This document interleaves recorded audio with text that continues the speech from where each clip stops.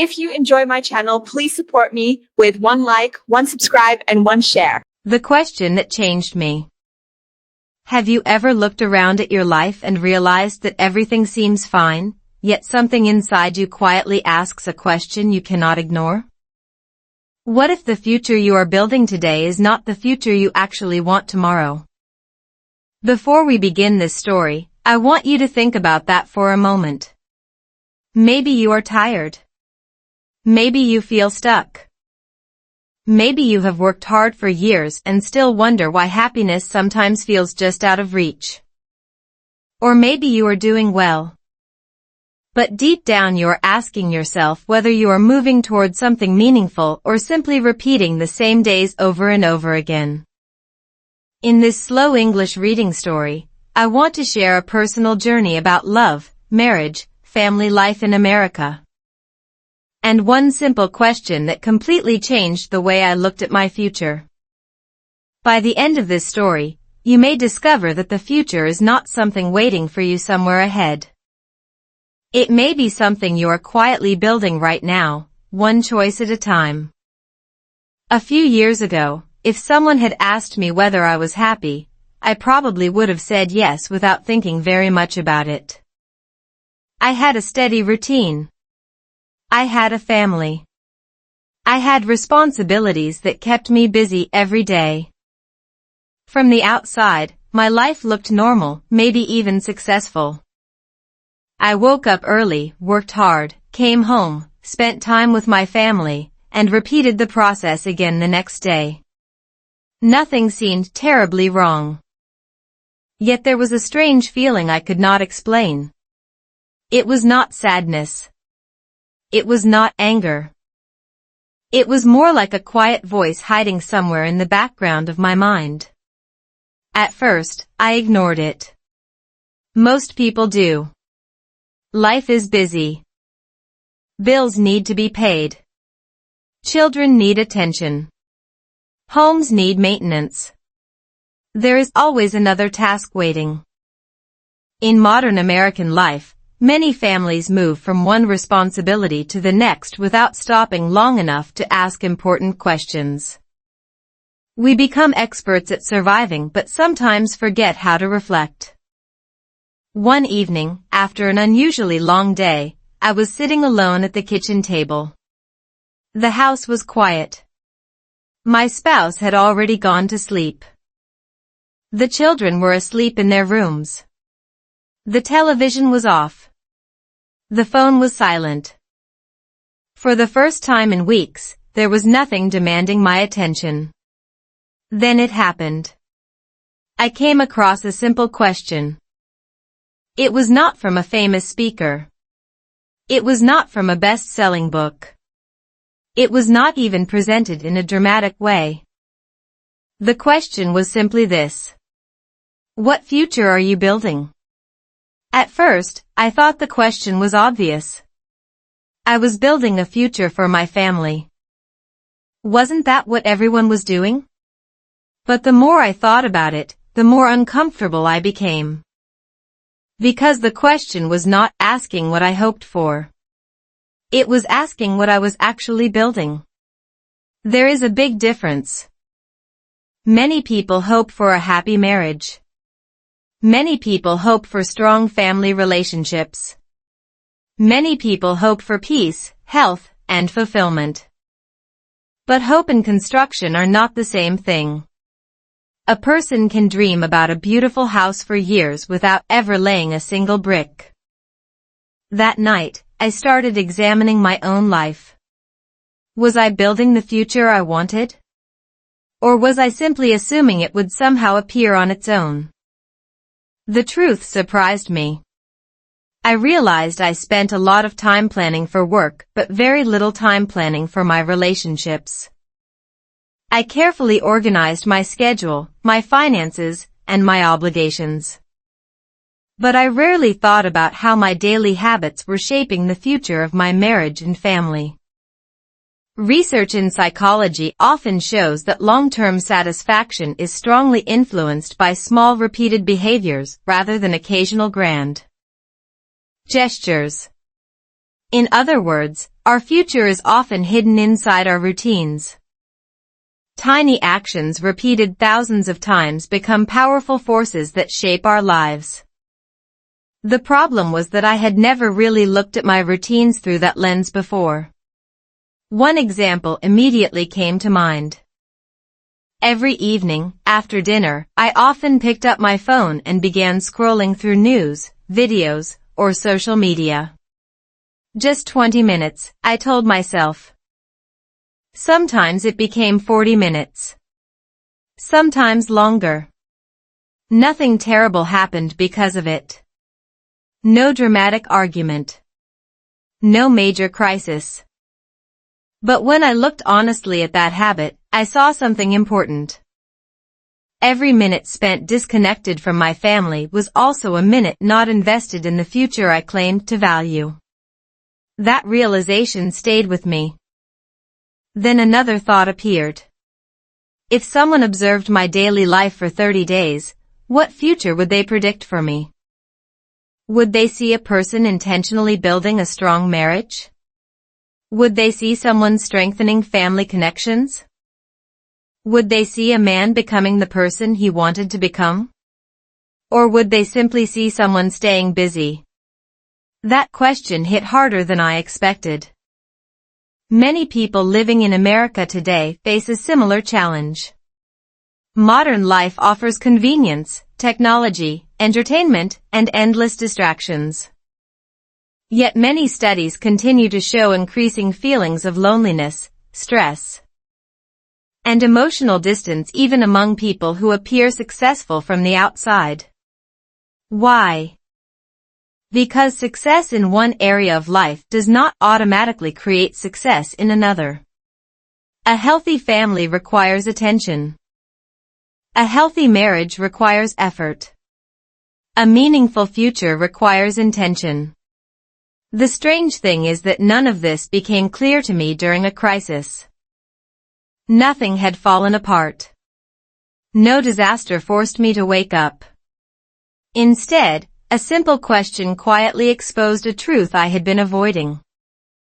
I was working hard to maintain my life. But I was not always working hard to improve it. That realization became the beginning of a journey I never expected. A journey filled with difficult conversations, surprising discoveries, uncomfortable honesty, and lessons that would eventually transform the way I viewed love, commitment, family, and the future itself. At that moment, however, I did not know where the journey would lead. I only knew one thing. The question would not leave me alone. What future are you building? The more I tried to forget it, the louder it seemed to become. And what happened next would reveal something about my marriage, my family, and even myself that I had never noticed before. Sometimes the most important turning points in life do not arrive with flashing lights or dramatic warnings. Sometimes they arrive as a quiet question on an ordinary night. A question that changes everything. And for me, that question was only the beginning. Everything looked fine outside. The strange thing about important problems is that they rarely announce themselves. They do not knock on your door and introduce themselves. They do not arrive carrying a sign that says, "Pay attention, your future is changing." Instead, they often hide behind normal days, familiar routines, and comfortable habits. After that night when I first asked myself, "What future are you building?" I expected some dramatic answer to appear. I thought I would suddenly discover a major problem that needed fixing. But life continued exactly as before. The alarm clock rang every morning. Breakfast needed to be prepared. Work emails arrived. Bills waited to be paid. The children rushed through their schedules. My spouse and I handled responsibilities the way we always had. From the outside, everything looked fine. In fact, if you had visited our home during that period, you probably would have described us as a happy family. We laughed together. We celebrated birthdays. We attended school events. We took family photos. We smiled in those photos too. The picture looked complete. Yet something about that question refused to disappear. It followed me through ordinary days like a shadow I could not quite see but could always feel nearby. One Saturday afternoon, I found myself watching families at a local community park. It was a beautiful day. Children were running across open fields. Parents sat on benches drinking coffee. Couples pushed strollers along walking paths. Everything looked peaceful. Then I noticed something interesting. Many people were physically together but mentally somewhere else. Parents stared at their phones while children played nearby.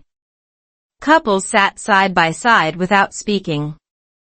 Friends gathered around tables while scrolling through separate screens. Nobody appeared unhappy. Yet something felt disconnected. That observation stayed with me because it reminded me of my own life. There was no major conflict in my marriage. No dramatic argument. No obvious crisis.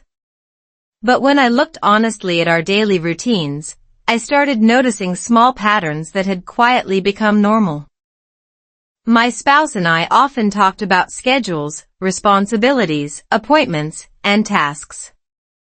We discussed groceries, school activities, household expenses, and upcoming plans. We communicated constantly. Yet much of that communication was about managing life rather than sharing life. At first, I thought I was imagining the difference. Then one evening I decided to conduct a simple experiment. Researchers in relationship psychology often emphasize the importance of awareness before change. People cannot improve what they do not notice. So I spent several days observing my own behavior without trying to change anything. The results surprised me. I discovered that many of my interactions were automatic. I followed routines without thinking. I answered questions while distracted. I listened, but not always deeply. I was present physically but sometimes absent mentally. It felt uncomfortable to admit this because I considered myself a caring husband and father. Yet caring about something and actively investing in it are not exactly the same. One night, after dinner, everyone gathered in the living room. It seemed like a normal family evening. The television played quietly. One child was reading. Another was working on homework. My spouse sat nearby reviewing a schedule for the upcoming week. I was scrolling through my phone.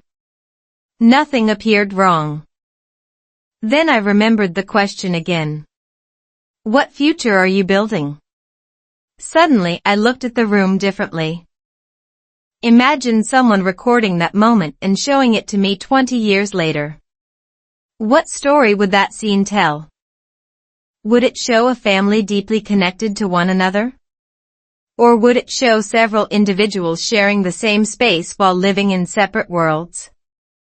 That thought unsettled me more than I expected. Modern American life rewards productivity. It celebrates achievement. It encourages efficiency. Those things can be valuable. But there is a hidden danger. We can become so focused on managing our lives that we forget to experience them.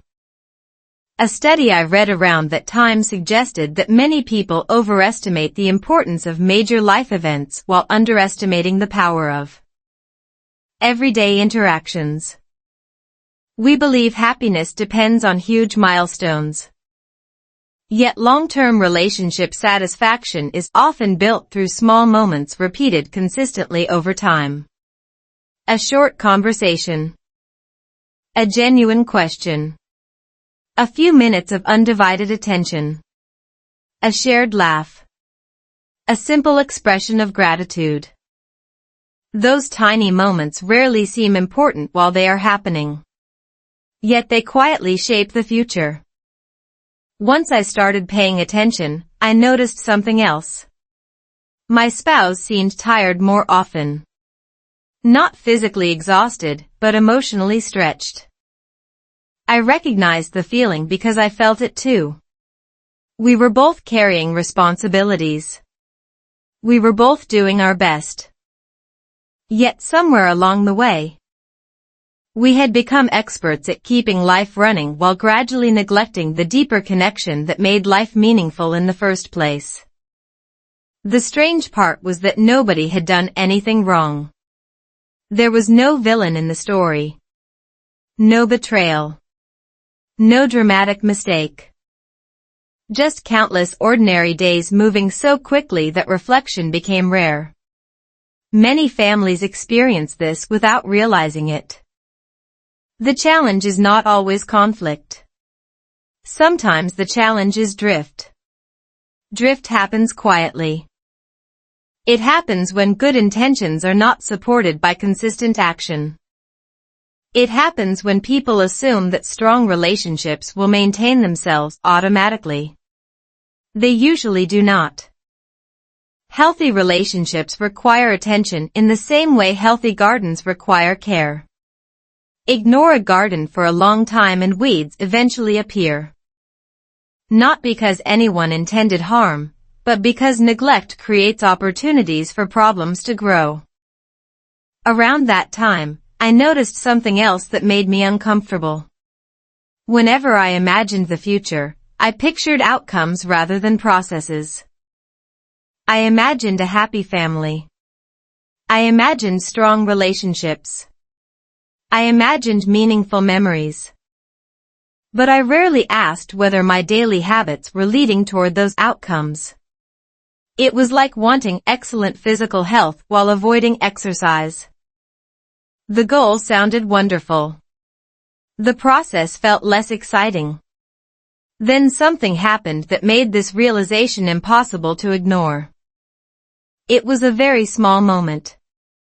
So small that most people would have forgotten it within minutes. Yet I still remember it clearly. One evening, one of my children wanted to tell me a story about something that happened earlier that day. I listened while checking a notification on my phone. Then another notification appeared. Then another. Eventually the story ended. My child walked away. A few minutes later, I realized I could not remember what the story had been about. Not because it was unimportant. Because I had not truly been listening. That realization hit me harder than any argument could have. In that moment, I saw the gap between the future I wanted and the future my habits were creating. The gap was not enormous. But it was real. And if left unchanged, small gaps have a way of becoming large distances. For the first time, I began to wonder whether the greatest threat to a meaningful future was not failure. Maybe it was unconscious living. Maybe it was moving through life so quickly that we never stop to examine where our daily choices are taking us. That question continued following me everywhere. At work. At home. During quiet evenings. During busy mornings. And soon, a conversation would happen that would reveal something neither my spouse nor I had fully admitted before. A conversation that would change the direction of our family in ways I never expected.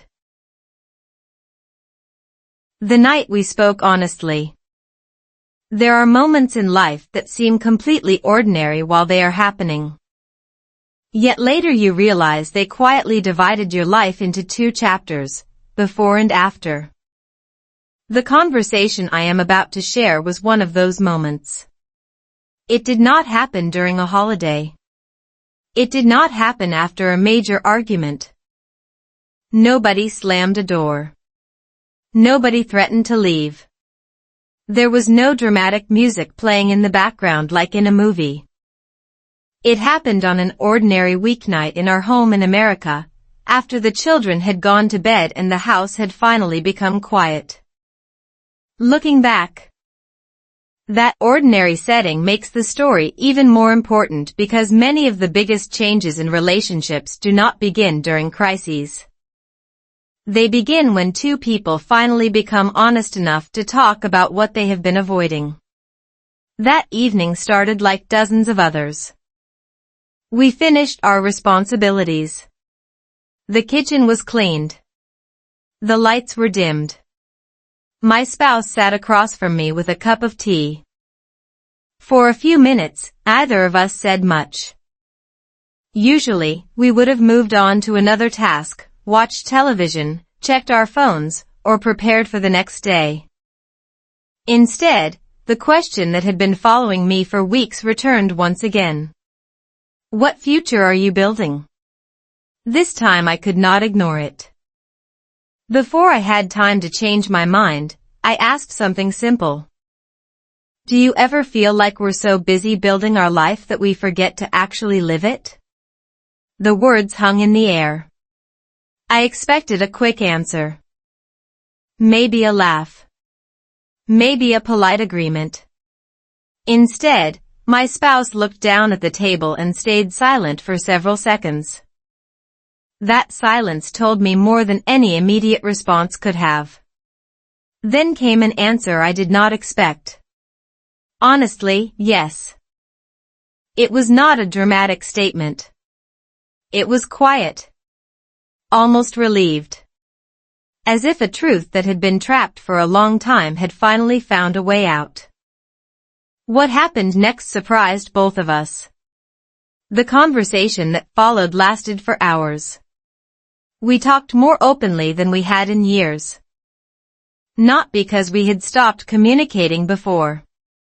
We spoke every day. But there is a difference between exchanging information and sharing what is happening inside your heart. For a long time, most of our conversations had focused on logistics. Work schedules. Household responsibilities. Family plans. Financial decisions. Necessary topics. Important topics. Yet somehow we had stopped asking deeper questions. Questions about dreams. Questions about fears.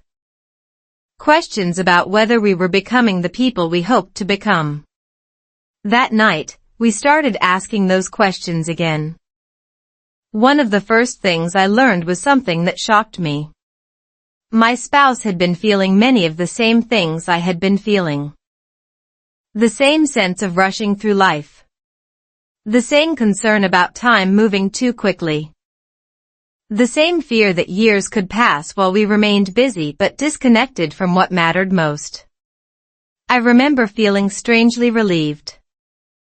Not because the problem disappeared, but because I realized I was not carrying the concern alone. Human beings often assume they are isolated in their worries. Psychology researchers call this the illusion of uniqueness. We believe our struggles are ours alone, when in reality many people close to us are wrestling with similar thoughts. That realization created an immediate sense of connection. Then the conversation became even more interesting. We started discussing our early years together. We talked about memories we had nearly forgotten. Long walks. Late-night conversations. Shared dreams about the future. Simple experiences that once felt significant. At some point, we both noticed a pattern. In those earlier years, we had spent more time talking about possibilities. Recently, we had spent more time talking about obligations. The difference may sound small, but its impact was enormous. Possibilities create energy. Obligations consume energy.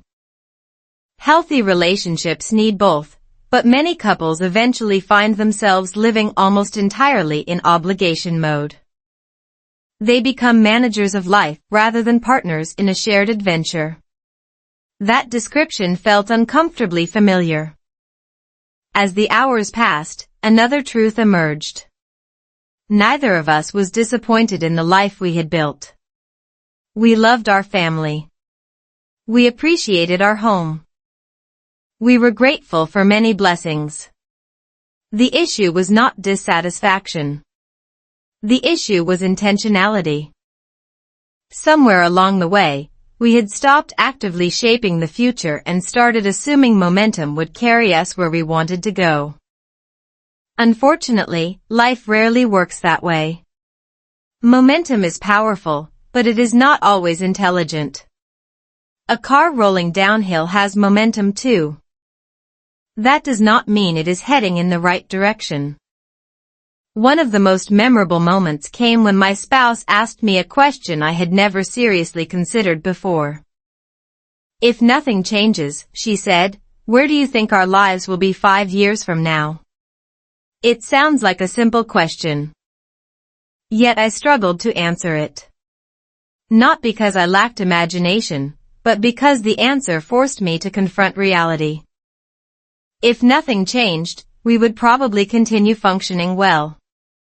Responsibilities would be handled. Goals would be achieved.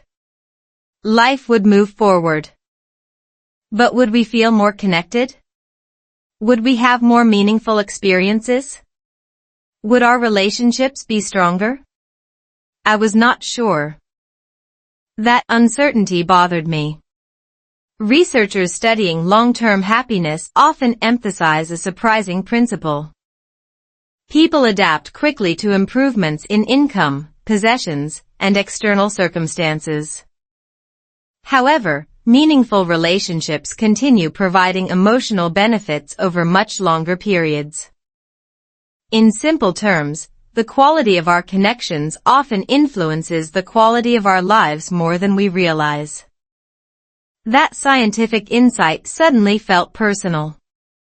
We were spending tremendous effort maintaining our external world. But were we investing enough in our internal world? Around midnight, the conversation took an unexpected turn. Instead of discussing problems, we began discussing possibilities. What kind of future did we actually want? What memories did we hope to create? What values did we want our children to learn by observing us? What would success truly look like 20 years from now? Those questions felt different. They felt alive.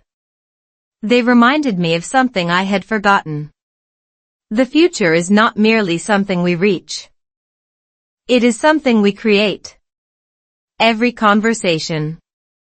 Every habit. Every decision. Every ordinary day contributes another brick to the structure we are building. By the time the conversation ended, nothing external had changed. We still lived in the same house. We still had the same responsibilities. We still faced the same challenges waiting for us the next morning. Yet something important was different. We had stopped pretending that being busy automatically meant we were moving in the right direction. We had started asking better questions. And better questions often lead to better lives. As I finally prepared for bed that night, I felt hopeful. Not because we had solved every problem. We had not. Not because we suddenly possessed all the answers. We did not. I felt hopeful because awareness had replaced autopilot. We had finally looked honestly at our lives. But neither of us realized that the most revealing lesson was still ahead. Because over the following weeks, a series of small discoveries would expose a hidden truth about our daily habits, one that would completely change how we understood marriage, family, and the future we were trying to build together. Tiny habits, big consequences. A strange thing happened after that late-night conversation. I expected some dramatic transformation. I thought we would wake up the next morning with a completely new perspective, full of motivation and ready to change everything at once. Instead, the next day looked almost exactly like the day before. The alarm clock rang. Breakfast needed to be prepared. Messages appeared on our phones. Work responsibilities waited. The children followed their usual schedules.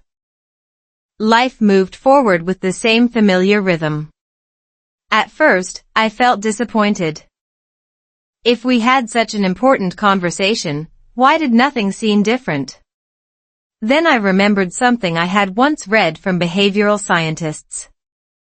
Major life changes rarely begin with major actions. They usually begin with awareness. Before people improve their habits, they first notice them. Before they change direction, they first realize where they are headed. That realization became the beginning of a fascinating experiment. Instead of trying to completely redesign our lives, I decided to spend several weeks observing small habits. Not the big decisions. Not the life-changing events. Just the tiny behaviors that seemed too insignificant to matter. What I discovered surprised me more than any dramatic crisis could have. One morning, I noticed how quickly I reached for my phone after waking up. It happened almost automatically. Before my feet touched the floor, I was already checking notifications. News headlines. Messages. Updates. None of it was urgent. Yet somehow it had become the first activity of my day. Later that same morning, I noticed another pattern. While eating breakfast with my family, my attention drifted repeatedly toward a screen. Not because I wanted to ignore anyone. It simply happened. The habit had become invisible through repetition. That observation led me to an uncomfortable question. If the first moments of my day consistently belonged to distractions, what was I training my mind to prioritize? Neuroscientists often explain that repeated behaviors strengthen neural pathways in the brain. In simple terms, what we do regularly becomes easier to do again. The brain loves efficiency. It turns repeated actions into automatic routines. This process is incredibly useful when learning skills. It can also create problems when unhealthy habits become automatic. Suddenly, I began seeing these patterns everywhere. Small interruptions during conversations. Quick glances at screens. Moments when I listened only halfway because part of my attention was elsewhere. None of these behaviors seemed serious individually. Yet together they created a larger picture. They were shaping the culture of our home. One evening, I conducted another mental experiment. I imagined two families. In the first family, people ignored one another for 3 hours every day but occasionally planned a wonderful vacation together. In the second family, people spent just 10 additional minutes each day fully present with one another. No phones. No distractions. Just genuine attention. Which family would likely feel more connected after 5 years? The answer seemed obvious. Yet many people invest more effort into occasional grand gestures than into daily habits. I realized I had often done the same thing. The future I wanted depended less on extraordinary moments and more on ordinary ones. Around that time, I came across research discussing what psychologists sometimes call the compound effect of behavior. The idea is simple.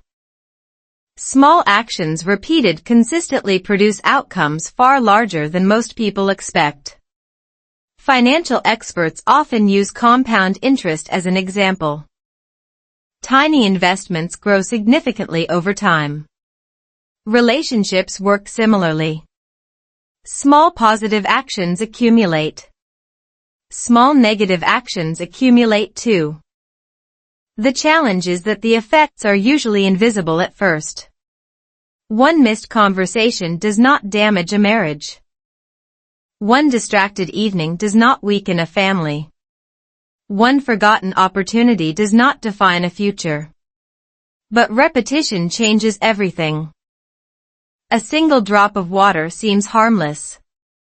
Thousands of drops can reshape stone. That concept stayed with me for days. Then something happened that made the lesson impossible to ignore. It was another ordinary evening. Nothing dramatic. The kind of moment most people would forget.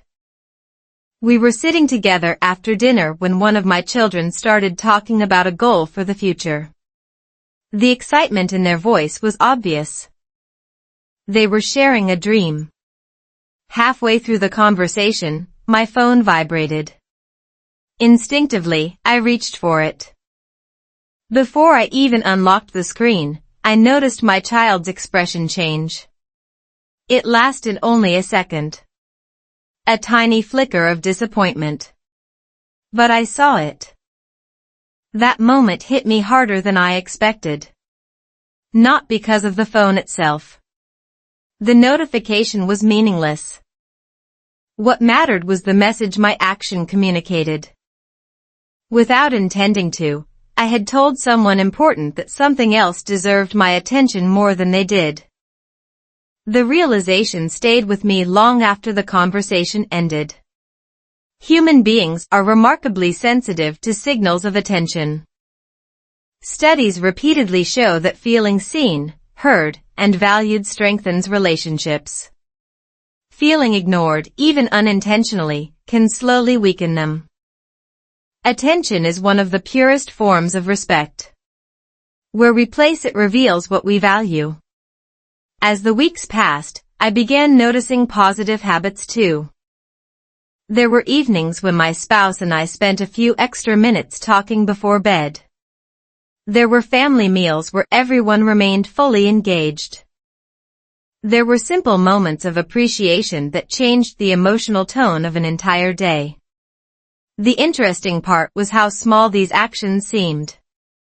None required extraordinary effort. None required large amounts of money. None demanded major sacrifices. Yet their impact felt surprisingly powerful. This challenged a belief I had carried for years. I had often assumed meaningful improvement required dramatic change. In reality, dramatic results frequently emerge from small consistent actions. Athletes understand this principle. Musicians understand it. Successful relationships depend on it too. Looking back, I realized why so many people become frustrated when trying to improve their lives. They search for breakthroughs while ignoring patterns. They focus on outcomes while neglecting habits. They want different futures without changing the daily behaviors creating those futures. The more I observed, the more obvious the lesson became. My future was not hiding somewhere ahead of me. It was quietly appearing through my routines.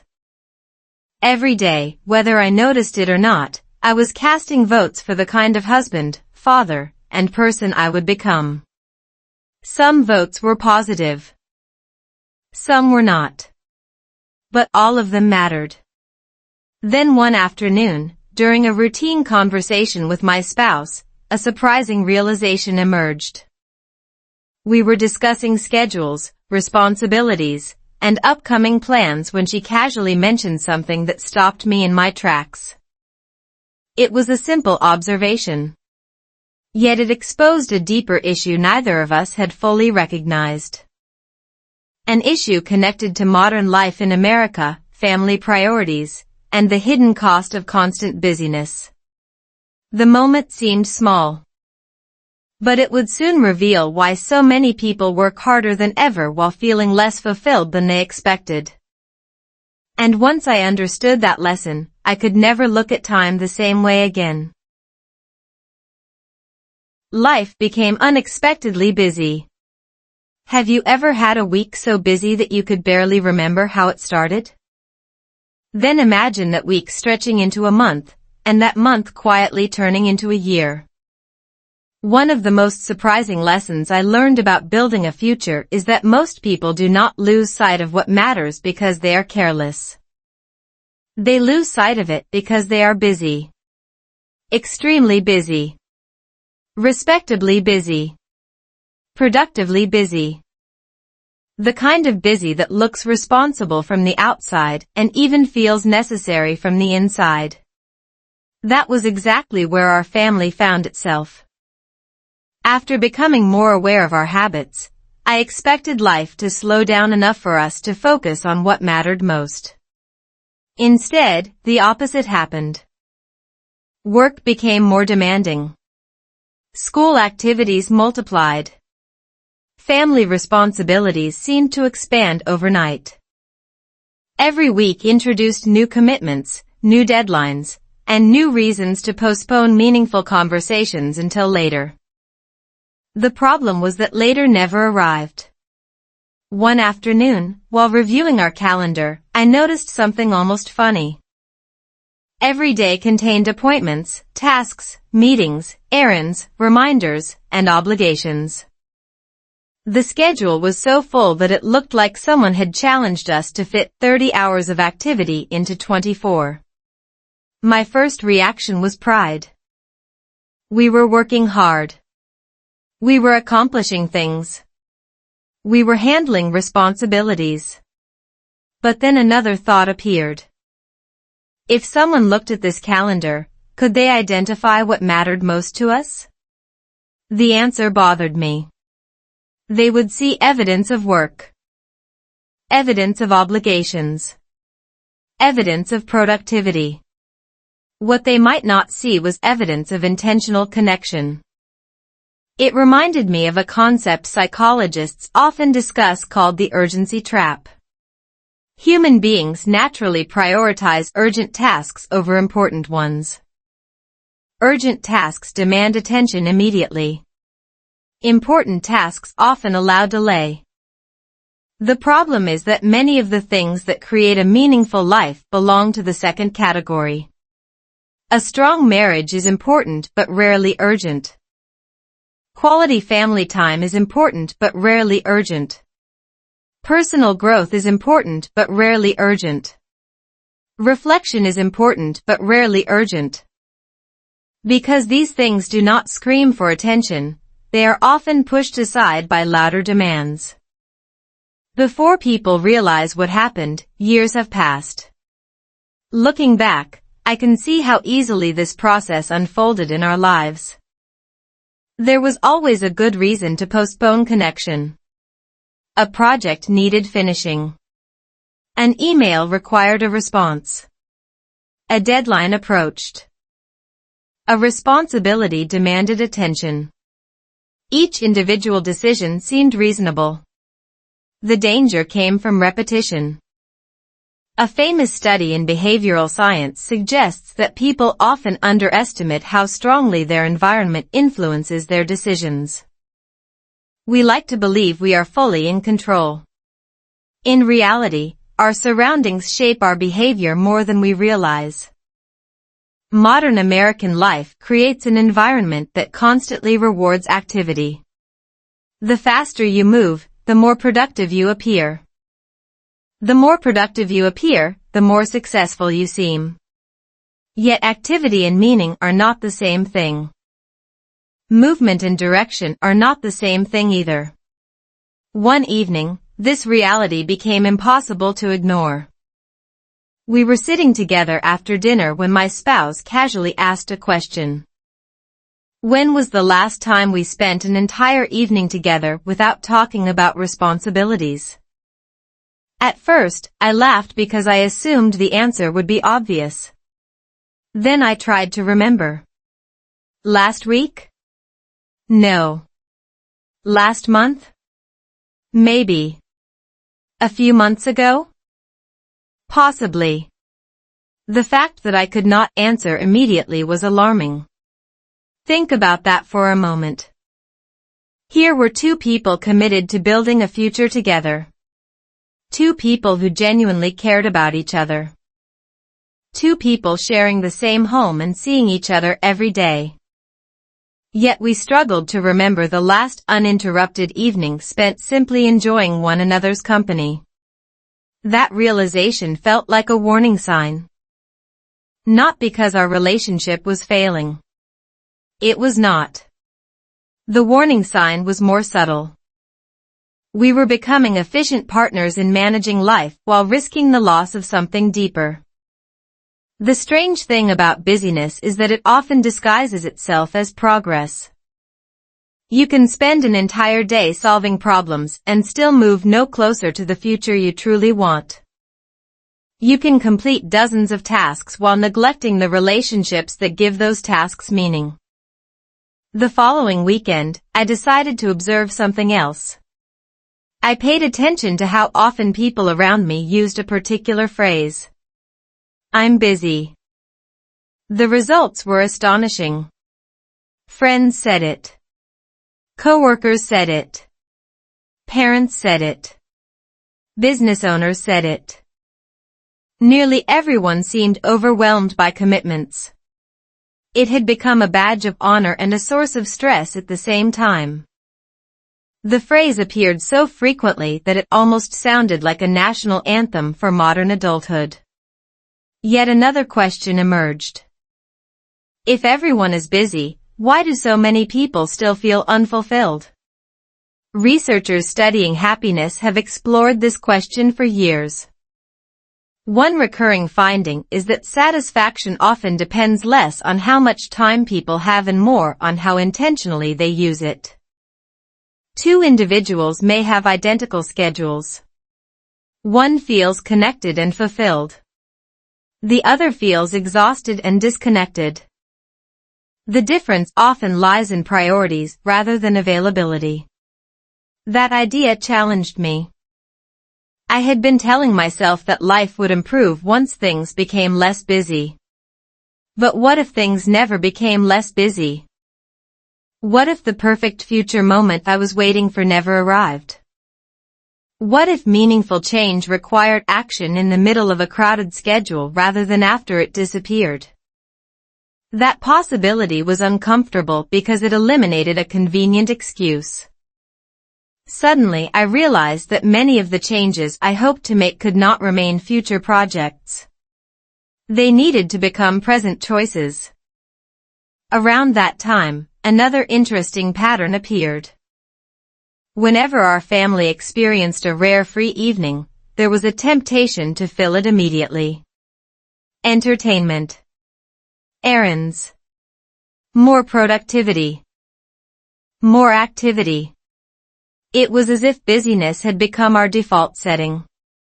Silence felt unfamiliar. Slowing down felt strange. This observation connected to another psychological principle. Human beings adapt to their routines. The more we rush, the more normal rushing feels. The more distracted we become, the more distraction feels natural. Eventually we stop questioning patterns that may not actually serve us. Then came a moment I still remember clearly. It happened during a simple walk. No major event triggered it. No crisis forced it. While walking and reflecting on everything I had learned over the previous weeks, I suddenly recognized a truth that seemed obvious in hindsight. The future I wanted would never be built accidentally. Not my marriage. Not my family. Not my personal growth. Not my happiness. If these things were going to flourish, they would require deliberate attention. Yet even after recognizing that truth, I still did not fully understand one critical lesson. I thought the challenge was finding more time. Soon I would discover that the real challenge was something entirely different. And that discovery would begin with an ordinary moment hidden inside one of the most overlooked parts of daily life. A moment that revealed why some families grow stronger through busy seasons while others slowly drift apart without noticing it. A lesson hidden in ordinary days. Most people expect life-changing lessons to arrive during extraordinary moments. They imagine dramatic breakthroughs, unforgettable speeches, or major events that suddenly reveal the truth. But one of the most important lessons I learned about marriage, family, and building a future together arrived disguised as something completely ordinary. In fact, if I had not been paying attention, I probably would have missed it. That is the strange thing about wisdom. Sometimes it hides inside routines so familiar that we stop noticing them. After weeks of questioning my habits, reflecting on our family life, and wondering whether we were truly building the future we wanted, I became convinced that the solution was finding more time. More time for meaningful conversations. More time for family. More time for connection. It sounded logical. After all, everyone around me seemed to have the same complaint. There was never enough time. Yet a small experience was about to challenge that belief in a way I never expected. It happened on an ordinary weekday evening. Nothing unusual appeared on the calendar. No holiday. No special celebration. No major family event. The day had been busy, but not exceptionally busy. By the time dinner ended, everyone was tired. My first instinct was familiar. Sit down. Relax. Check my phone. Maybe watch something for a while. The day had already demanded enough energy. But before I could settle into that routine, something unexpected happened. One of my children asked a simple question. Can we just talk for a little while? It was such a small request that it almost sounded insignificant. No expensive activity. No elaborate plan. No complicated solution. Just a conversation. Looking back, that moment revealed something I had been misunderstanding for years. The problem was not always a lack of time. The problem was often a lack of intentional presence. There is an important difference. We tend to think meaningful relationships require large blocks of free time. Sometimes they do. But many powerful moments happen inside ordinary minutes that would otherwise disappear unnoticed. That evening we sat together and talked. Nothing remarkable happened. No life-changing announcement. No dramatic emotional breakthrough. We discussed school ideas, funny observations, future dreams, and random thoughts. Yet when the conversation ended, the atmosphere felt different. Warmer. Lighter. More connected. The surprising part was that less than 30 minutes had passed. That realization stayed with me. Why had such a small interaction produced such a noticeable effect? Curious, I started reading more about relationship psychology and family dynamics. One concept appeared repeatedly. Researchers often emphasize the importance of what they call emotional bids. An emotional bid occurs whenever someone seeks attention, connection, support, or engagement from another person. These bids are usually small. A question. A comment. A story. A request to share an experience. The critical factor is how people respond. Healthy relationships are often built through thousands of positive responses to these small moments. Suddenly, I began noticing emotional bids everywhere. My spouse sharing a story about her day. A child wanting to explain an idea. A family member pointing out something interesting. These moments happened constantly. The problem was not their absence. The problem was how easy they were to overlook while distracted by other concerns. Then I started noticing something even more fascinating. The happiest moments in our family rarely came from major achievements. They often emerged from ordinary interactions. A shared joke during dinner. A spontaneous conversation. A simple walk together. A moment of genuine curiosity about someone else's experience. This observation challenged one of the biggest myths of modern life. Many people believe happiness lives in future milestones. The promotion. The larger house. The next vacation. The next achievement. Yet research consistently shows that human beings adapt surprisingly quickly to major accomplishments. What continues influencing long-term well-being are relationships, meaning, and daily experiences. In other words, the future is often hidden inside today's ordinary moments. One afternoon, I found myself watching people at a local cafe. It became an accidental social experiment. Some groups appeared deeply engaged with one another. Others sat together while focusing primarily on screens. The contrast was striking. Physically, the situations looked almost identical. Emotionally, they felt completely different. That observation reminded me of a principle often discussed in communication research. Presence is not measured by proximity. You can sit next to someone and still feel distant. You can spend a short amount of time with someone and feel deeply connected. The difference often depends on attention. Attention is one of the most valuable resources we possess because it cannot be multiplied. Every moment spent somewhere is a moment unavailable elsewhere. Once I understood this, another pattern became impossible to ignore. Many of the strongest families I knew were not necessarily the families with the most free time. They were often the families that protected certain moments from distraction.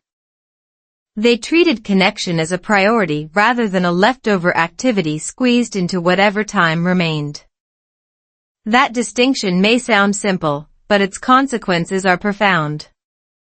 If connection only happens after everything else is finished, it often never happens. There will always be another responsibility waiting. Another email.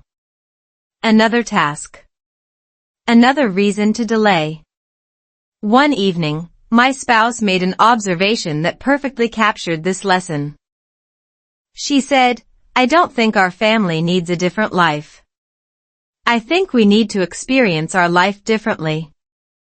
The statement stopped me in my tracks. Because she was right. We had spent weeks searching for external solutions. More time. Better schedules. Improved efficiency.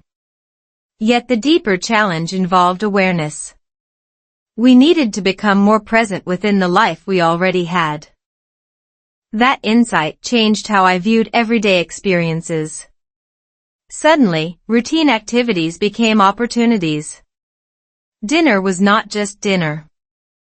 It was connection. A short conversation was not just conversation. It was relationship building. A walk was not merely exercise. It was shared time. Ordinary moments began revealing extraordinary value. Of course, this did not mean life became perfect. Responsibilities still existed. Stress still appeared. Challenges remained unavoidable. But something important shifted. Instead of waiting for ideal circumstances, we started investing in the moments already available. Small investments. Consistent investments. The kind that seem insignificant on any single day but become powerful over time. Looking back now, I realize this lesson arrived exactly when we needed it. Because another challenge was approaching, one that would test everything we had been learning. A challenge that had nothing to do with schedules or distractions. It involved discouragement, fatigue, the temptation to stop trying. And when that season arrived, I found myself standing at a crossroads between two futures. One path seemed easier. The other required effort, patience, and courage. At the time, I honestly was not sure which path I would choose. What happened next became one of the most important turning points in our entire journey. And it began with a feeling that many people know all too well, the quiet belief that maybe giving up would be easier than continuing. The moment I nearly gave up. There is a version of this story where everything improves smoothly. Awareness leads to better habits lead to better relationships, and everyone lives happily ever after. It would be a simple story. It would also be dishonest. Real life rarely changes in a straight line. Growth is messy. Progress is uneven. Some days feel inspiring. Other days feel exhausting. And there was a period during this journey when I came dangerously close to believing that all the effort was not making enough difference. Ironically, this happened after many positive changes had already begun. We were having better conversations. We were paying more attention to one another. We were becoming more intentional about family life. From the outside, everything seemed to be moving in the right direction. Yet internally, I started feeling something I did not expect. Fatigue. Not physical fatigue, although there was some of that too. It was emotional fatigue. The kind that appears when you are trying to improve an important part of your life and the results arrive more slowly than you hoped. One of the biggest misconceptions about personal growth is the belief that insight automatically creates transformation. In reality, insight is often the easy part. Consistency is harder. Anyone can feel motivated after a meaningful conversation or an inspiring realization. The real challenge begins on ordinary days when motivation fades and effort still remains necessary. That was where I found myself. Week after week, I tried to be more present, more attentive, more intentional. Yet life continued presenting new challenges. Work became demanding again. Unexpected expenses appeared. Family responsibilities increased. Small misunderstandings still happened. Some evenings ended with disappointment rather than connection. I remember one particular week that felt especially difficult. It seemed as though every area of life demanded attention simultaneously. Deadlines accumulated. Schedules became complicated. Sleep became scarce. By Friday evening, I felt completely drained. As I sat alone reflecting on everything, a discouraging thought entered my mind. Maybe this is just how life works. Maybe people start with big dreams about meaningful relationships, but eventually everyone becomes overwhelmed by responsibilities. Maybe connection naturally fades. Maybe excitement naturally disappears. Maybe maintaining a strong marriage and family life is harder than most people admit. The thought was uncomfortable because part of me wanted to believe it. If the problem was inevitable, then I would not be responsible for solving it. Human beings often find temporary comfort in explanations that remove responsibility. Psychologists call this learned helplessness. When people repeatedly encounter challenges, they sometimes begin believing their actions no longer matter. Once that belief appears, motivation weakens. Effort declines. Growth slows. Looking back, I can see how close I came to falling into that mindset. Fortunately, something happened before that belief could take root. The moment arrived unexpectedly on a quiet Saturday morning. The weather was pleasant, and our family had no major commitments for once. It should have felt relaxing. Instead, I was still carrying frustration from the previous week. My mind remained focused on problems, unfinished tasks, and everything that seemed difficult. While sitting with a cup of coffee, I found myself replaying disappointments. Then one of my children walked into the room carrying a small box. "Look what I found," they said excitedly.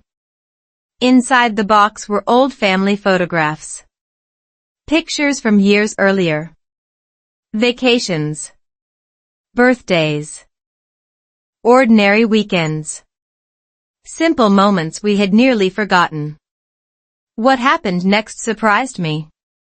We began looking through the photographs together. One picture led to another story. One story triggered another memory. Soon the entire family joined in. Laughter filled the room. Forgotten experiences returned. Tiny moments that once seemed insignificant suddenly felt meaningful again. Then I noticed something fascinating. Most of our favorite memories were not connected to major achievements. They were connected to ordinary experiences. A picnic. A road trip. A funny accident in the kitchen. A family game. A conversation. A walk. A spontaneous adventure. The realization hit me with unexpected force. While I had been focusing on what was missing, I had overlooked what was already working. This is a common psychological tendency known as negativity bias. The human brain naturally pays more attention to problems than successes. From an evolutionary perspective, this tendency helped our ancestors survive. Detecting threats increased survival chances. The downside is that modern humans often underestimate positive developments because negative experiences feel more urgent. Suddenly I saw my situation differently. Yes, challenges still existed. Yes, improvement required effort. But progress had been happening all along. It simply looked less dramatic than I expected. That insight led to another important question. What if the goal was not perfection? What if the goal was progress? This distinction changed everything. Perfection creates frustration because it remains permanently out of reach. Progress creates momentum because every step forward matters. Many people abandon worthwhile goals because they judge themselves against impossible standards. They expect flawless execution. They expect immediate results. They expect constant motivation. When reality fails to match those expectations, they become discouraged. The truth is much simpler. Meaningful growth usually looks ordinary while it is happening. Around that time, I encountered a study examining long-term relationship satisfaction. One finding stood out. The strongest couples were not the couples who avoided difficulties. They were the couples who continued investing in the relationship during difficult periods. In other words, resilience mattered more than perfection.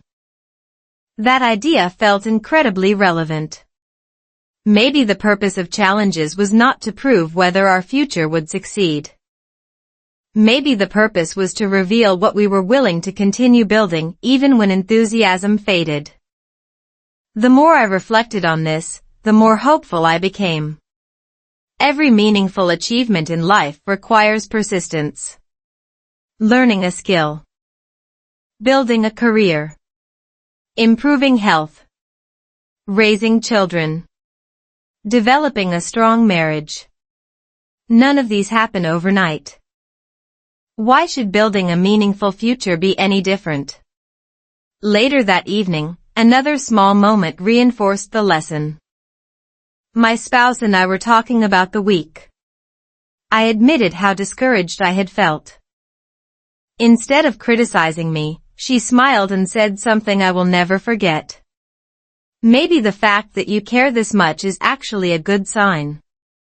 At first, I laughed. Then I realized she was right. Discouragement often appears when something matters deeply. We do not worry about things we do not value. The challenge is learning how to move forward without allowing frustration to define the journey. By the end of that weekend, I felt different. Not because every problem had disappeared. They had not. Not because the future suddenly looked easy. It did not. I felt different because I understood something important. Giving up would not protect the future I wanted. It would only guarantee I never reached it. Yet even with that realization, another lesson remained ahead. A lesson about rebuilding, not after disaster, but before disaster ever arrives. And what happened next would teach me that some of the most powerful transformations begin long before anyone else notices them. Rebuilding before it was too late.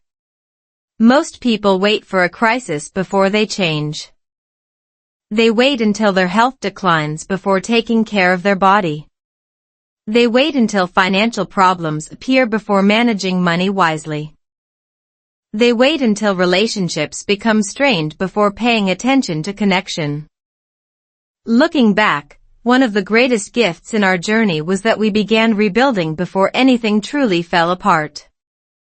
At the time, it did not feel dramatic. There were no emergency meetings. No ultimatums. No life-altering events forcing action. Instead, there was a growing awareness that the future we wanted would not automatically create itself. The strange part was that once we accepted this truth, everyday life started looking different. The same house felt different. The same conversations felt different. Even the same routines carried new meaning because we were no longer asking, how do we get through today? We were asking, what are we building today? That small shift changed more than I expected. One Monday morning, while preparing for another busy week, I noticed something that had previously escaped my attention. Every decision, no matter how small, seemed to move us toward one future or another. The choice to listen carefully instead of rushing through a conversation.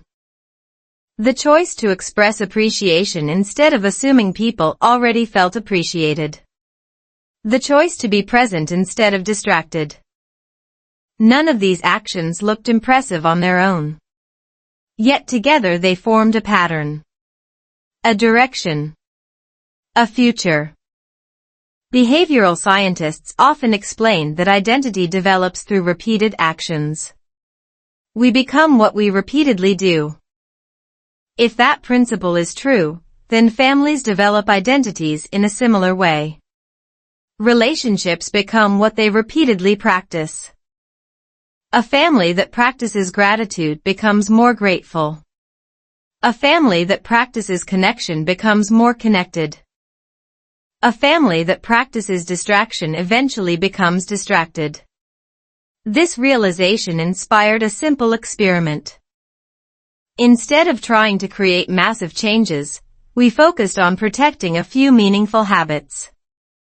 The goal was not perfection. The goal was consistency.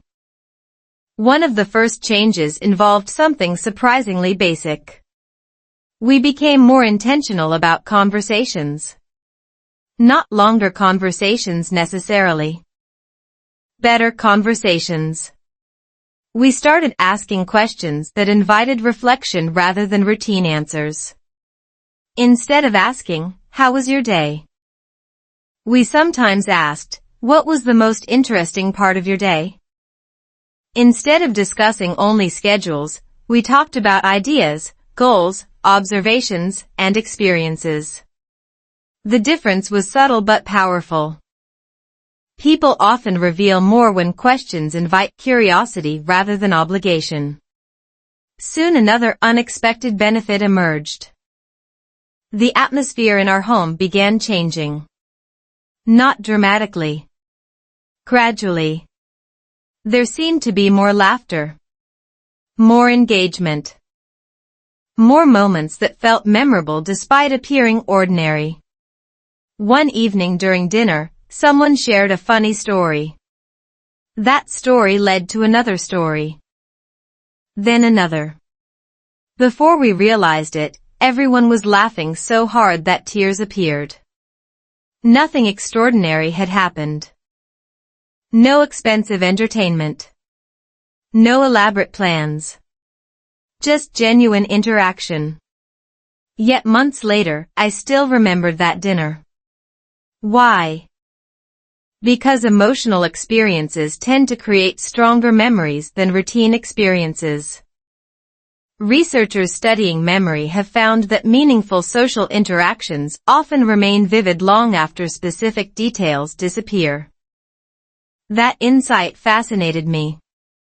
It suggested that many of life's richest moments are not purchased or planned.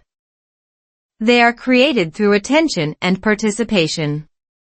Around this time, I noticed another interesting change in myself. The question that had once felt uncomfortable, "What future are you building?" started becoming useful. Instead of feeling judged by it, I began using it as a guide. Whenever I faced a decision, I occasionally asked myself whether the choice aligned with the future I wanted. Not every choice needed to be perfect.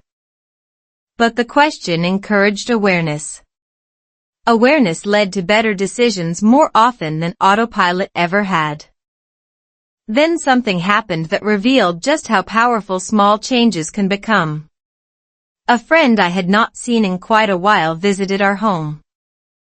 After spending an evening with our family, he made an observation that caught me off guard. "There's something different about this place," he said. "I can't explain it exactly, but everyone seems genuinely engaged with each other." His comment surprised me because the changes had felt almost invisible from the inside. Day by day, progress seemed slow. Yet viewed from a distance, the difference had become noticeable. This reflects another principle frequently discussed in personal development research. Significant transformation often appears gradual to the people experiencing it and obvious to those observing it. Growth usually accumulates quietly before becoming visible. Think about a tree. Day to day, growth seems imperceptible. Yet return after several years and the difference is undeniable. Relationships often grow the same way. That realization encouraged me. For weeks, I had focused on individual actions. Now I was beginning to see cumulative results. More importantly, I understood that these improvements were not accidental. They were consequences of deliberate attention. One evening, while reflecting on everything we had learned, I thought about how easily things could have unfolded differently. We could have continued drifting. We could have assumed that good intentions were enough. We could have postponed meaningful change until some future crisis forced action. Many people do exactly that, often without realizing it. The challenge with waiting for crises is that crises rarely arrive with convenient timing. By the time problems become impossible to ignore, rebuilding may require far greater effort. We were fortunate. We had started rebuilding early. Not because we were exceptionally wise. Simply because a question had forced us to pay attention. Yet even as our family grew stronger, another lesson was approaching. A lesson connected not to habits, schedules, or communication, but to the broader culture surrounding us. Living in modern America offers incredible opportunities. It also creates unique pressures. Pressures related to achievement, comparison, success, and expectations. For a long time, I underestimated how strongly these influences affected family life. Soon an experience would reveal something surprising about the relationship between success and fulfillment. It would challenge assumptions I had carried for years and force me to reconsider what truly matters when building a future. At first, the lesson appeared in the form of a simple observation. But the deeper I explored it, the more I realized it explained why so many people seem successful on paper yet struggle to feel satisfied in reality. And understanding that lesson would become one of the most important discoveries of our entire journey. What America taught me about family. One of the most unexpected lessons in this journey did not come from a book, a podcast, or a relationship expert. It came from quietly observing the people around me. For years, I assumed that the biggest challenges facing families were obvious ones: financial struggles, major conflicts, health problems, or unexpected crises. Those challenges certainly exist. But as I paid closer attention to everyday life, especially life here in America, I noticed something more subtle. Many families were not being damaged by dramatic events. They were being worn down by constant pressure. Pressure to achieve. Pressure to stay productive. Pressure to keep moving. Pressure to appear successful. The strange thing was that most people never talked about it directly. They simply lived inside it every day. Once I started noticing this pattern, I saw it everywhere. Friends seemed busier than ever. Parents rushed from one responsibility to another. Conversations often revolved around schedules, deadlines, projects, goals, and obligations. Social media added another layer of complexity. It created endless opportunities to compare lives. Someone always seemed more successful, more organized, more accomplished, more productive, more impressive. Even when people understood that online images rarely showed reality, the comparison still happened. Psychologists have studied this phenomenon extensively. Social comparison is a natural human behavior. We evaluate ourselves partly by observing others.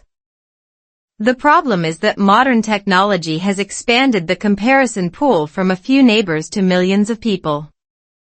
As a result, many individuals spend enormous amounts of energy chasing standards they never consciously chose. This realization became personal one afternoon while attending a community event. Families gathered together. Children played. Adults talked. Everything appeared pleasant. Yet as I listened to conversations, a common theme emerged. Many people were exhausted. Not necessarily unhappy. Not necessarily struggling. Just exhausted. Their calendars were full. Their responsibilities were endless. Their lives looked successful from the outside, yet many seemed to carry an invisible weight. Driving home afterward, I found myself reflecting on our own family. Were we experiencing the same pressure? The honest answer was yes. To some extent, we were. The difference was that we had begun noticing it. Awareness changes everything. A person walking toward a cliff in darkness faces one set of risks. A person who sees the cliff has options. Around this time, I came across an interesting study examining happiness and life satisfaction. One finding stood out. Beyond a certain point, increased achievement does not automatically create increased fulfillment. In fact, people often adapt quickly to accomplishments. The promotion becomes normal. The larger home becomes familiar. The new purchase loses its excitement. This process, known as hedonic adaptation, explains why external success sometimes fails to produce lasting satisfaction. Human beings become accustomed to improvements remarkably fast. Relationships, however, operate differently. Meaningful connection continues providing value over time because it evolves rather than simply accumulates.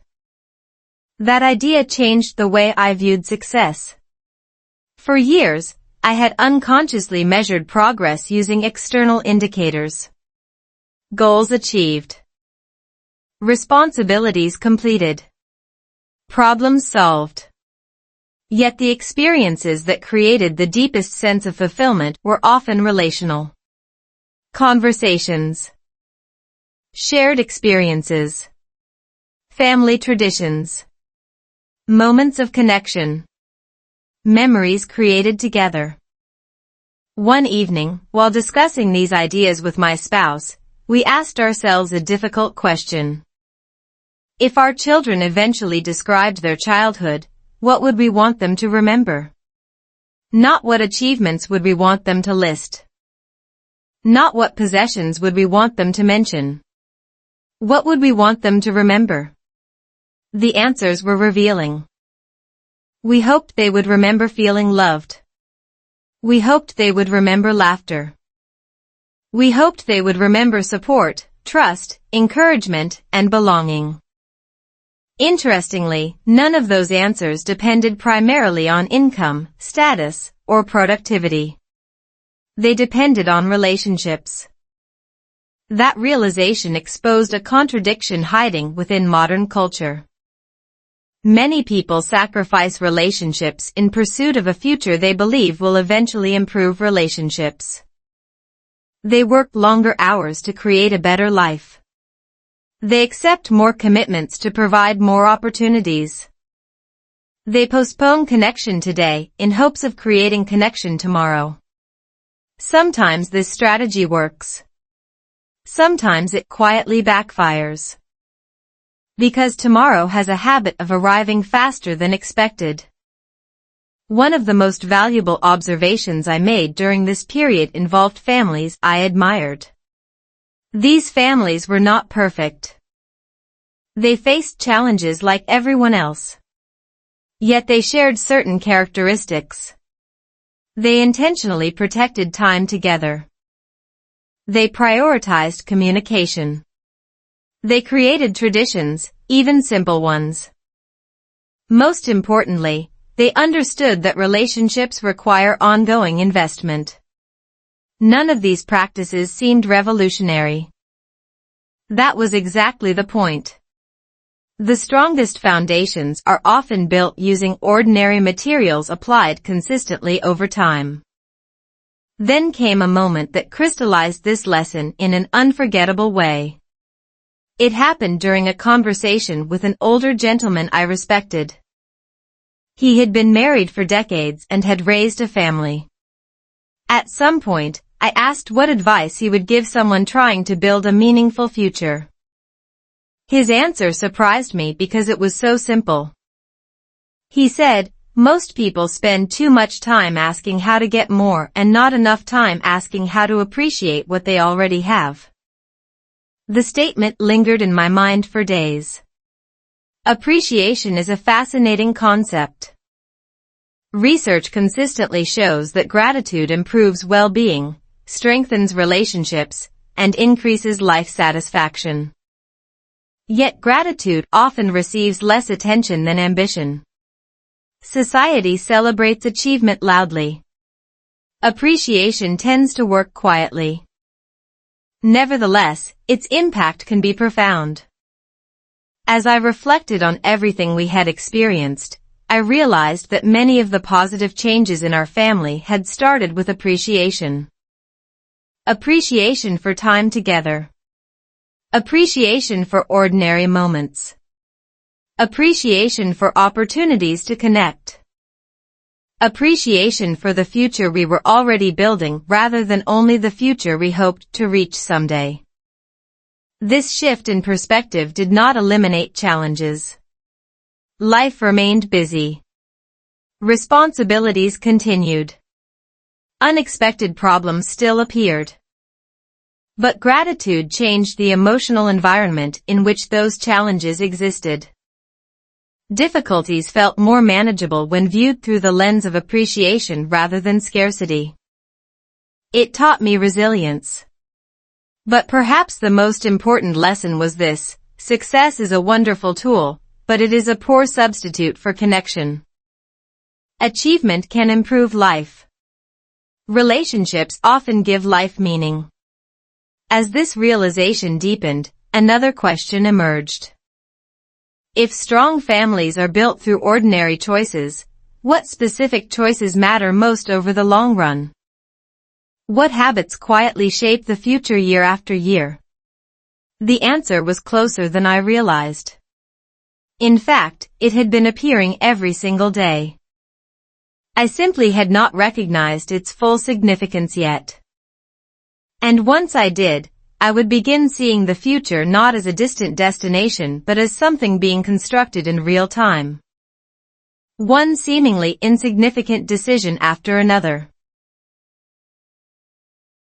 The future was built daily. If someone had asked me years ago how a meaningful future is created, I probably would have talked about big decisions. Choosing the right career. Buying a home. Getting married. Raising children. Reaching important milestones. Those things certainly matter.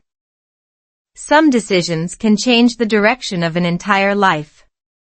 But after everything I experienced, I discovered something far more surprising. The future is rarely built in giant leaps. More often, it is built in tiny daily choices so ordinary that most people barely notice them. In fact, one of the biggest reasons people become frustrated with life is that they overestimate the power of dramatic moments and underestimate the power of repetition. We love breakthrough stories. We enjoy hearing about overnight success. We admire major transformations. Yet real life usually unfolds differently. Most lasting change happens quietly.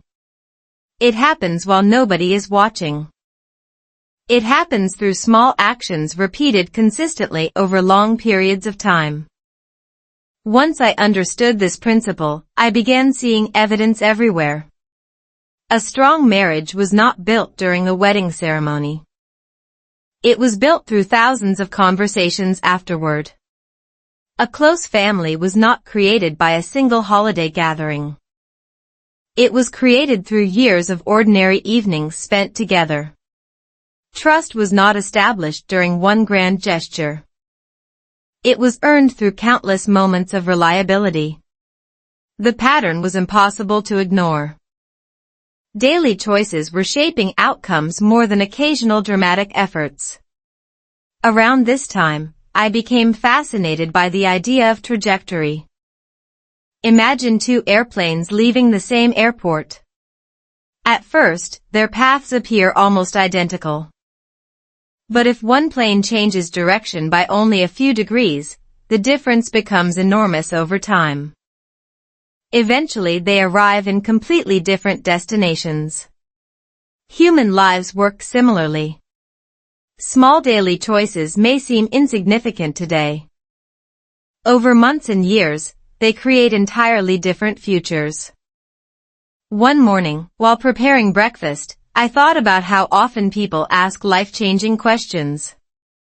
Questions like, what career should I pursue? Where should I live? Who should I marry? These are important questions. But perhaps equally important are smaller questions. Will I listen carefully today? Will I express appreciation today? Will I invest attention where it matters most today? The interesting thing about these questions is that they rarely feel urgent. No alarm sounds when you ignore them. No immediate disaster follows a missed opportunity. Yet their cumulative impact can be enormous. Behavioral researchers often explain this through the concept of marginal gains. Tiny improvements, when repeated consistently, can produce remarkable long-term results. The principle has been applied to sports, business, education, and health. It applies to relationships as well. A slightly better conversation repeated hundreds of times changes a relationship. A slightly more thoughtful response repeated over years changes a family culture. A slightly more intentional approach to life changes the future. One evening, I conducted a simple mental exercise. I imagined two versions of myself. The first version continued living mostly on autopilot. He handled responsibilities competently but rarely reflected on direction. He reacted to circumstances rather than intentionally shaping them. The second version made only slightly different choices. He paid more attention. He protected important relationships. He practiced gratitude. He remained conscious of the future he was building. Neither version looked dramatically different after one day. Even after 1 month, the difference might have been difficult to detect. But after 10 years? The outcomes could be radically different. That realization felt both empowering and humbling. Empowering because it meant meaningful change was possible. Humbling because it removed excuses. If daily choices matter, then every day offers an opportunity to influence the future. Around this period, I noticed another fascinating pattern. The moments that seemed most significant while they were happening often turned out to be less influential than expected. Meanwhile, seemingly ordinary moments became surprisingly important. For example, I can barely remember many routine workdays from years ago. Yet I vividly remember family conversations, shared laughter, unexpected adventures, and meaningful interactions. Memory itself seemed to reinforce the lesson. Human beings often remember emotionally significant experiences more than productive experiences. We remember connection. We remember meaning. We remember how people made us feel. This observation led me to another question. If our future memories are being created today, what kinds of memories are we producing? It sounds simple, but the implications are profound. Every ordinary day contributes material to the story we will eventually tell about our lives. Some chapters are dramatic.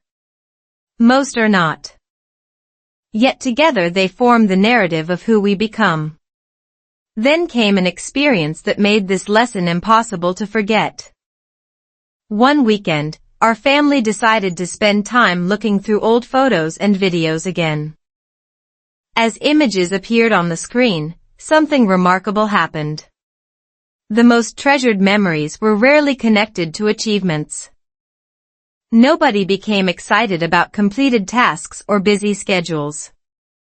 Instead, people smiled when remembering shared experiences. Family trips. Holiday traditions. Funny mistakes. Meaningful conversations.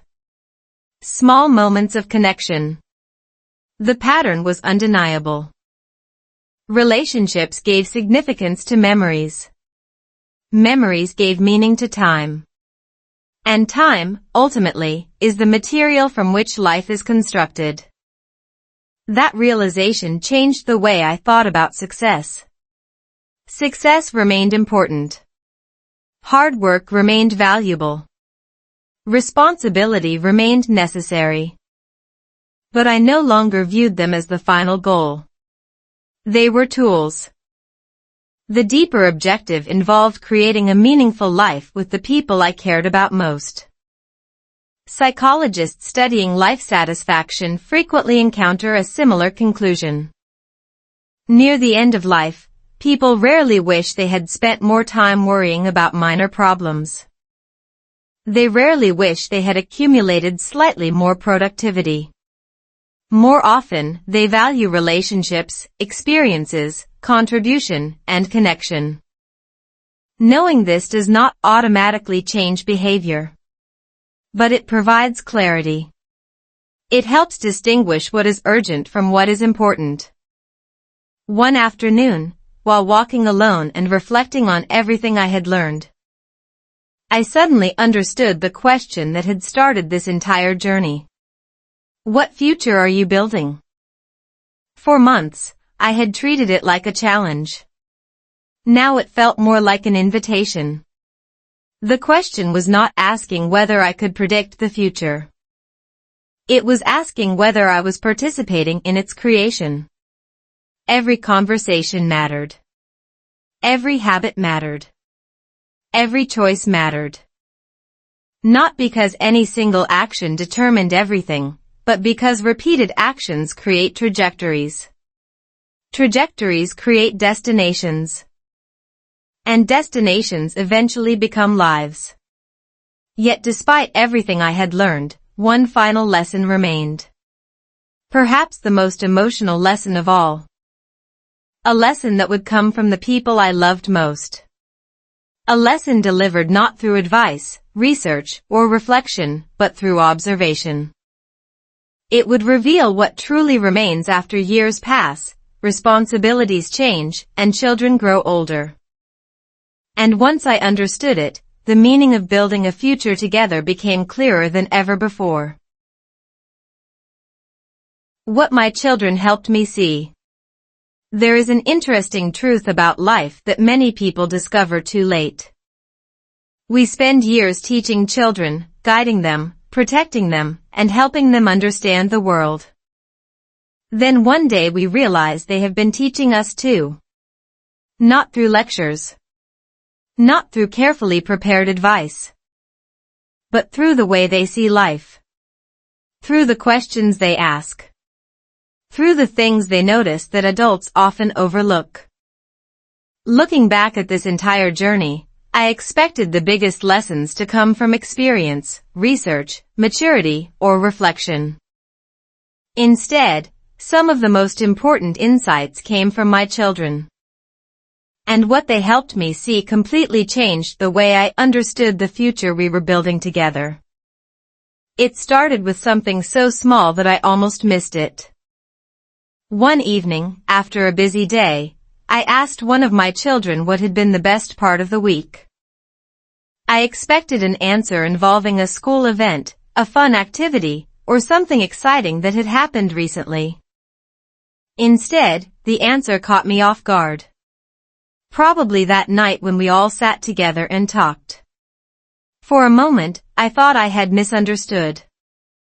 Surely there had been more exciting experiences during the week. There usually were. But that was the answer. A simple evening. A conversation. Time spent together. The response stayed with me long after the conversation ended. Why would such an ordinary moment stand out so clearly? The more I thought about it, the more I realized something important. Children often pay attention to things adults overlook. Adults tend to focus on outcomes. Children often focus on experiences. Adults measure progress through achievements. Children frequently measure it through feelings. Adults ask whether something was productive. Children ask whether it was meaningful. Neither perspective is entirely right or wrong. But together they reveal a deeper truth. A meaningful life requires more than accomplishment. It requires connection. Around that time, I began paying closer attention to what created excitement in our family. Interestingly, it was rarely the things that cost the most money or required the most planning. Some of the happiest moments emerged unexpectedly. A spontaneous conversation. A game played together. A shared joke that lasted for days. A walk through the neighborhood. A meal where nobody rushed away afterward. These experiences seemed simple. Yet they left lasting impressions. Psychologists studying memory have discovered that emotional engagement often determines which experiences remain memorable. People do not necessarily remember every detail of an event. They remember how the experience felt. They remember whether they felt connected, valued, included, and understood. This research helped explain something I had been observing in our own family. The moments that strengthened relationships were often emotionally rich rather than materially impressive. One weekend, we decided to revisit old family videos. Some recordings were years old. The quality was not perfect. The camera angles were awkward. The footage was ordinary. Yet as we watched together, something fascinating happened. Nobody cared about technical quality. Nobody evaluated productivity. Nobody discussed achievements. Everyone focused on memories. Laughter returned. Stories resurfaced. Forgotten moments came back to life. Watching those videos felt like opening a time capsule. But the real surprise was what appeared inside. The memories we treasured most were not extraordinary accomplishments. They were shared experiences. Moments of togetherness. Evidence of connection. At one point, one of my children pointed to a video showing a completely ordinary evening at home. Then came a comment I will never forget. "I miss nights like that." The statement seemed strange because our life had improved in many ways since then. We had more resources, more opportunities, more stability. Yet that old memory still carried emotional significance. Why? Because relationships create a kind of wealth that cannot be measured through traditional success. This realization challenged another assumption I had carried for years. Like many people, I often viewed the future primarily through the lens of preparation. Preparing for financial security. Preparing for opportunities. Preparing for responsibilities. These goals remain important. But children reminded me that the future is not only something we prepare for. It is also something we experience while preparing. If we spend all our energy getting ready for life, we risk missing the life unfolding right in front of us. That insight felt surprisingly powerful. One of the most common mistakes in modern life is postponing happiness. People tell themselves they will slow down later. They will connect more later. They will enjoy life more later. Later becomes a moving target. New responsibilities appear. New goals emerge. New pressures arrive. Before long, years pass. The future finally arrives and looks remarkably similar to the present. During this period, I also noticed something else about children. They are remarkably sensitive to consistency. Grand gestures impress them briefly. Daily presence influences them deeply. This observation aligns with what developmental psychologists have found repeatedly. Trust grows through predictable patterns. Security develops through reliable connection. Love becomes believable through repeated actions. In other words, children learn what matters not only from what parents say, but from what parents consistently do. That realization caused me to examine my own behavior more carefully. What lessons were our daily habits teaching? Were we demonstrating gratitude? Curiosity? Kindness? Attention? Or were we unintentionally teaching distraction, hurry, and constant preoccupation? These questions were uncomfortable at times, but they were valuable. Because every family creates a culture. Some cultures emerge intentionally. Others develop accidentally. The future often reflects whichever process dominates. One evening, after another meaningful conversation, I found myself reflecting on the entire journey that had begun with a single question. What future are you building? At first, I thought the question referred primarily to goals and outcomes. Now I understood something deeper. The future is not merely a destination waiting at the end of the road. It is being constructed continuously through relationships, habits, conversations, and choices. My children helped me see that more clearly than anyone else. They reminded me that meaningful moments are rarely announced in advance. They reminded me that ordinary days matter. They reminded me that people remember how they were treated long after they forget what was accomplished. Most importantly, they reminded me that a successful life and a meaningful life are not always the same thing. The best future combines both. As these lessons settled into my mind, I realized our journey was approaching its final chapter. Yet one important question remained unanswered. After all the reflections, discoveries, challenges, and changes, what exactly had we built? And perhaps even more importantly, what future was still waiting to be built from this moment forward? The answer would lead to the most important message of this entire story, and a question that every person listening must eventually answer for themselves. What future are you building? If you had told me at the beginning of this journey that one simple question would change the way I viewed marriage, family, success, time, and even myself, I probably would not have believed you. After all, it was only a question. No dramatic event. No life-changing announcement. No crisis demanding immediate action.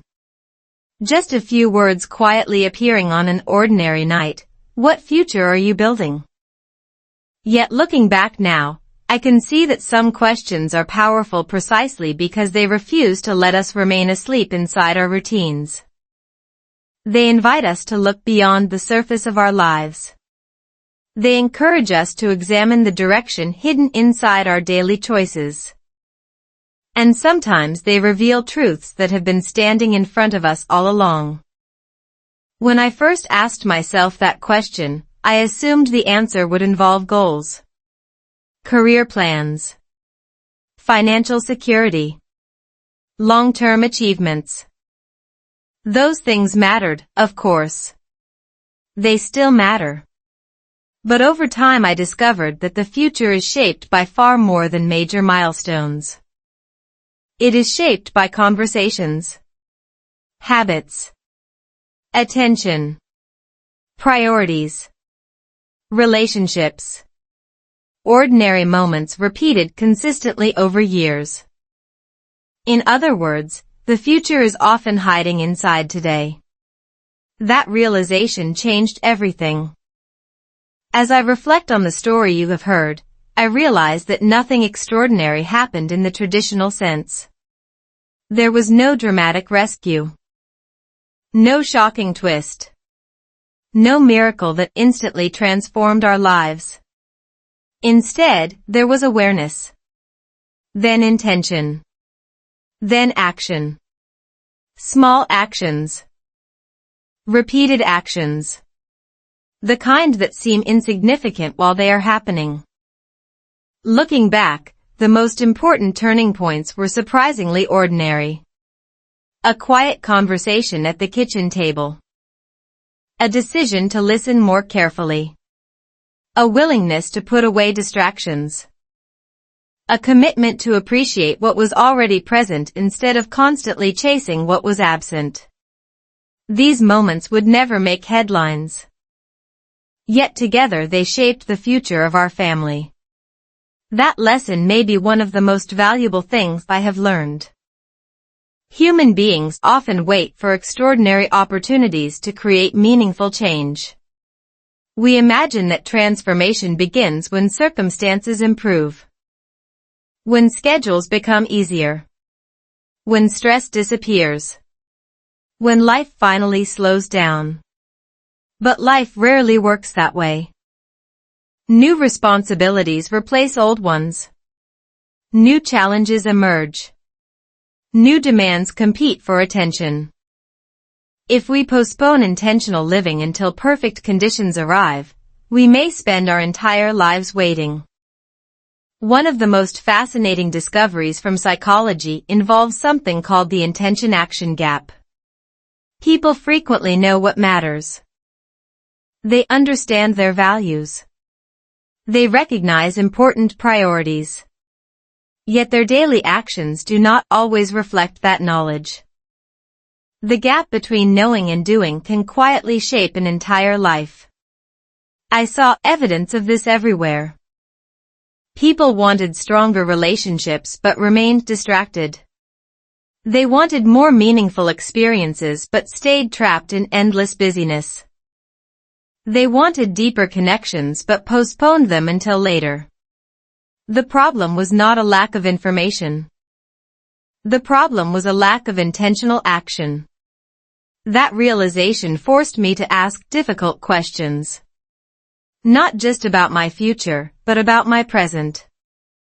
Was I living according to what I claimed to value? Were my habits supporting the life I wanted? Were my choices building the future I imagined? Sometimes the answers were encouraging. Sometimes they were uncomfortable. Yet awareness created opportunity. Once I could see the gap, I could begin closing it. Over time, another truth became clear. The future is not something we discover. It is something we create. Every day, whether we realize it or not, we are constructing it. Every conversation lays a brick. Every habit adds a layer. Every decision influences direction. We are always building something. The only question is whether we are building intentionally. I often think about the airplane example that came to mind earlier in this journey. A tiny adjustment in direction appears insignificant at first. Yet over hundreds or thousands of miles, the destination changes completely. Life works the same way. Tiny choices accumulate. Small improvements compound. Consistent effort creates momentum. Eventually, what once seemed insignificant becomes impossible to ignore. Looking at our family today, I feel grateful not because everything is perfect. It is not. No family is. Challenges still appear. Busy seasons still happen. Misunderstandings still occur. The difference is that we no longer assume the future will take care of itself. We understand that relationships require investment. We understand that attention matters. We understand that ordinary moments deserve more respect than they often receive. Most importantly, we understand that a meaningful future is built one day at a time. One of my favorite observations from this entire experience involves something surprisingly simple. The moments I once considered ordinary have become some of my most treasured memories. A conversation. A shared laugh. A family dinner. A quiet evening. A walk. These experiences rarely seem extraordinary while they are happening. Yet years later, they often become the moments we remember most clearly. Perhaps that is because meaning does not always arrive wearing a spotlight. Sometimes it arrives dressed as an ordinary day. If you have listened to this story from beginning to end, I want to leave you with the same question that started everything for me.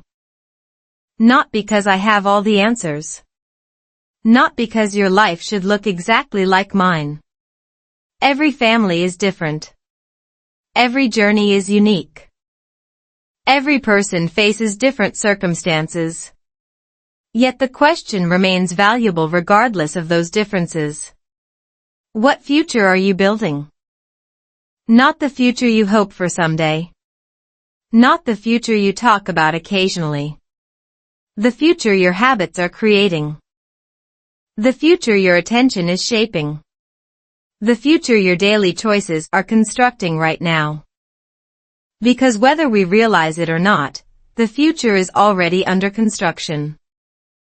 And perhaps the most encouraging truth of all is this: if small choices helped create the life you have today, small choices can also help create the life you want tomorrow. The next conversation matters. The next decision matters. The next ordinary day matters. Maybe more than you think. And perhaps the future you have been searching for is not waiting somewhere far ahead. Perhaps it is quietly beginning with the choice you make today. The future is rarely built in a single moment. It is built in thousands of ordinary moments that most people never realize are important until years later. Before you leave, I want to ask you one final question. What future are you building right now? Not next year. Not someday when life becomes easier. Not when you finally have more time, more money, or fewer responsibilities. Right now. Because the future is not waiting at the end of the road. It is being built in this very moment. In the conversations you choose to have. In the people you choose to appreciate. In the habits you repeat every day. In the attention you give, or withhold, from the people who matter most. One day, years from now, you may look back at an ordinary evening that seemed completely unimportant and realize it was actually one of the moments that shaped your entire life. That is the mystery of life. The biggest turning points rarely announce themselves. They arrive quietly. Disguised as ordinary days. Disguised as simple choices. Disguised as opportunities that seem too small to matter. And maybe that is why this question matters so much. What future are you building? Because whether you realize it or not, the answer is already taking shape. One day. One choice. One conversation. One relationship at a time. If this story made you stop and think, even for a moment, I hope you carry that question with you after this video ends. You may be much closer to the future you want than you think. And the next small step could be the one that changes everything. Thank you for spending this time with me. If you enjoy slow English stories, English listening practice, learn English through stories, American family life stories, and inspiring real-life journeys about love, marriage, relationships, and personal growth, make sure to subscribe and join our growing community. Leave a comment below. What future are you building today? Your answer might inspire someone else who needs encouragement right now. Subscribe, turn on notifications, and come back for the next story. Because sometimes one story can improve your English. But the right story can also change the way you see your life. Until next time, keep learning, keep growing, and keep building a future you'll be proud to remember. See you in the next Slow English story.